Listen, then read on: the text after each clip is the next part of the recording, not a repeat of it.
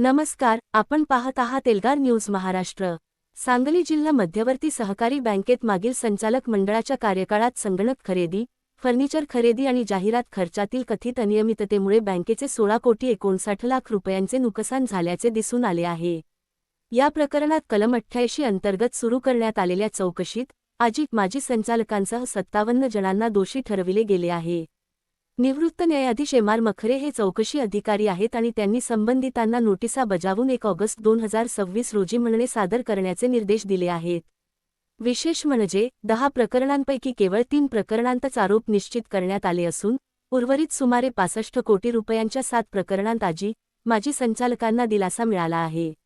जिल्हा बँकेतील मागील संचालक मंडळाच्या कारभाराविरोधात शेतकरी संघटनेचे सुनील फराटे यांनी तक्रार नोंदविल्यानंतर सहकार विभागाने चौकशी सुरू केली होती। त्यानंतर या चौकशीला स्थगिती देण्यात आली होती। मात्र आमदार सदाभाऊ खोत आणि गोपीचंद पडळकर यांनी विधिमंडळात स्थगिती हटवून दोषींवर कारवाई करण्याची मागणी केल्यानंतर चौकशीला पुन्हा गती मिळाली आहे।